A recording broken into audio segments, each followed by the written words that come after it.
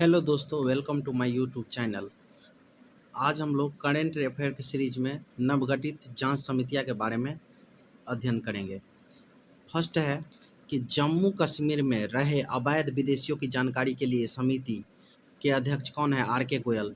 जम्मू कश्मीर में जो अवैध रूप से इलीगल रूप से विदेशियों को जानकारी के लिए समिति है, उसका अध्यक्ष कौन है? आर के गोयल। आर के गोयल जम्मू कश्मीर में अवैध विदेशियों के बारे में बताएगा। आर के गोयल उसका अध्यक्षता करेगा।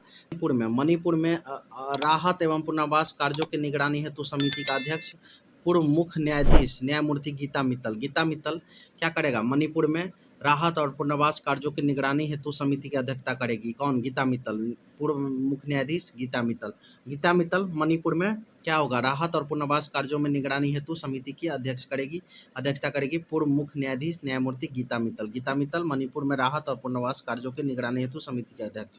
मणिपुर के हिंसा की जांच के लिए गठित आयोग का ठीक है, मणिपुर के हिंसा के लिए जांच गठित आयोग की अध्यक्षता कौन करेगी? पूर्व न्यायाधीश अजय लांबा।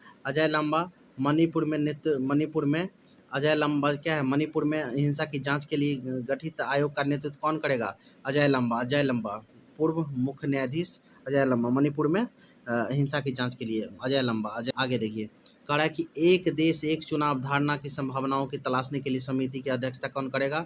पूर्व राष्ट्रपति रामनाथ कोविंद। एक देश एक चुनाव धारणा की संभावना तलाशने के लिए समिति की अध्यक्षता पूर्व राष्ट्रपति रामनाथ कोविंद। एक देश एक नेतृत्व एक चुनाव धारणा की संभावना तलाशने के लिए समिति की अध्यक्षता पूर्व राष्ट्रपति रामनाथ कोविंद। संसद सुरक्षा उल्लंघन घटना की जांच के लिए गठित समिति अध्यक्ष कौन है? अनीश दयाल सिंह। संसद सुरक्षा संगठन उल्लंघन घटना की जांच के लिए गठित समिति के अध्यक्ष अनीश दयाल सिंह। संसद सुरक्षा उल्लंघन घटना की जांच के लिए गठित समिति का अध्यक्ष अनीश दयाल सिंह। चीता परियोजना के देखरेख हेतु गठित समिति का अध्यक्ष ग्लोबल टाइगर फोरम के महासचिव राजेश गोपाल। चीता परियोजना हेतु गठित समिति के ग्लोबल टाइगर फोरम के महासचिव राजेश गोपाल। संसद सुरक्षा के उल्लंघन की जांच के लिए अनीश दयाल सिंह। ठीक है। ए आर देवे समिति का क्या है? तो ए आर देवे समिति है अखिल भारतीय फुटबॉल महासंघ के मामलों के निगरानी हेतु। ए आर देवे समिति अखिल भारतीय फुटबॉल महासंघ मामलों के निगरानी हेतु अखिल भारतीय फुटबॉल महासंघ के निगरानी हेतु।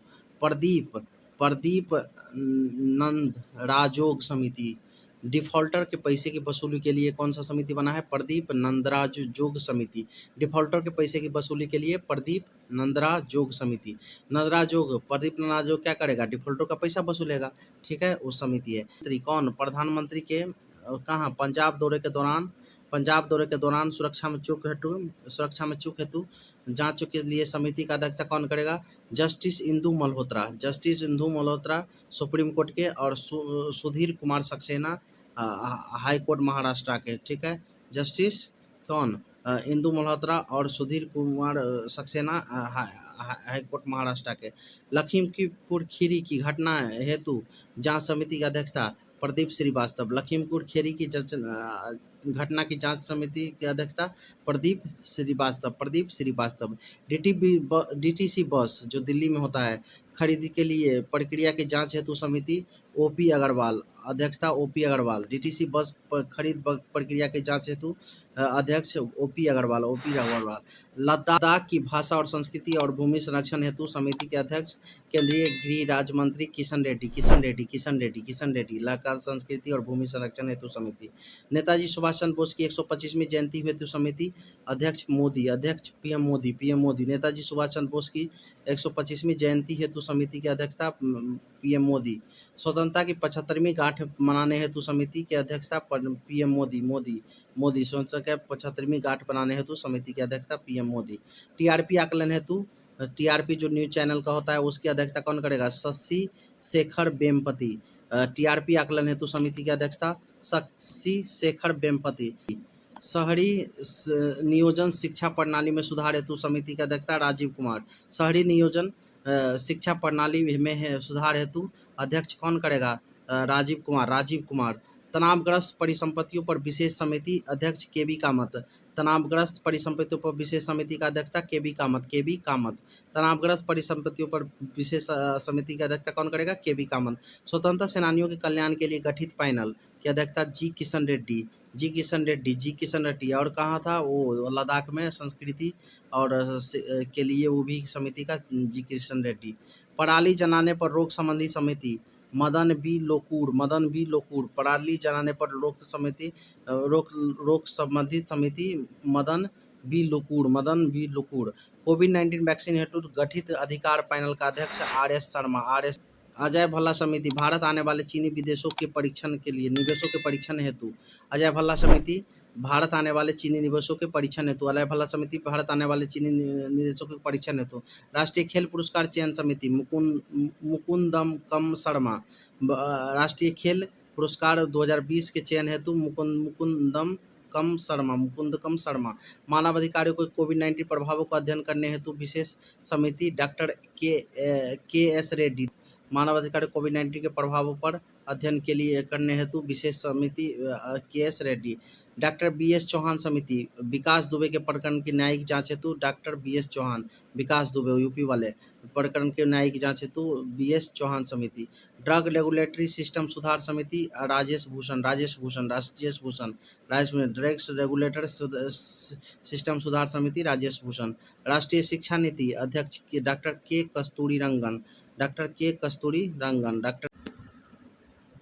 नारी शक्ति बंधन अधिनियम 2023। नारी शक्ति बंधन अधिनियम जिसे महिला आरक्षण विधेयक 2023 के नाम से जाना जाता है।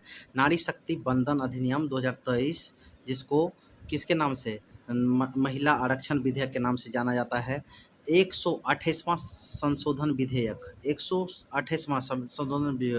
128th अमेंडमेंट बिल 2023 जो लोकसभा एवं राज्यसभा विधानसभाओं में महिलाओं के लिए 33% आरक्षण, मतलब 33% लोकसभा में, राज्यसभा में और राज्य विधानसभा में आरक्षित किया गया 33% सीटें, जो 15 साल तक के लिए होगा। इस विधेयक को केंद्रीय कानून मंत्री अर्जुन राम मेघवाल ने लोकसभा में पेश किया, जिसे 20 सितंबर को लोकसभा एवं 21 सितंबर को 2023 को राज्यसभा में सर्वसम्मति से पारित किया गया।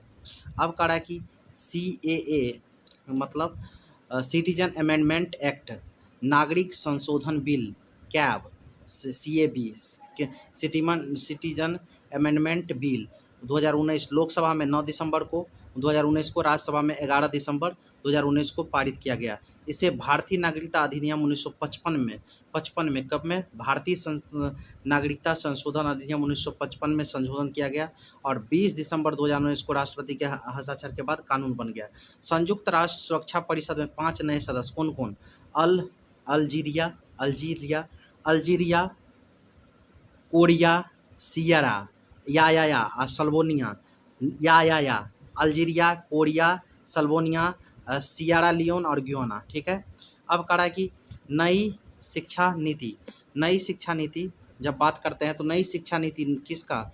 नई शिक्षा नीति की घोषणा 34 वर्ष बाद 29 जुलाई 2020 को की गई। नई शिक्षा नीति की घोषणा 34 वर्ष बाद 29 जुलाई 2020 को की गई। यह के कस्तूरी रंगन की अध्यक्षता वाली समिति की रिपोर्ट पर आधारित है। किसकी?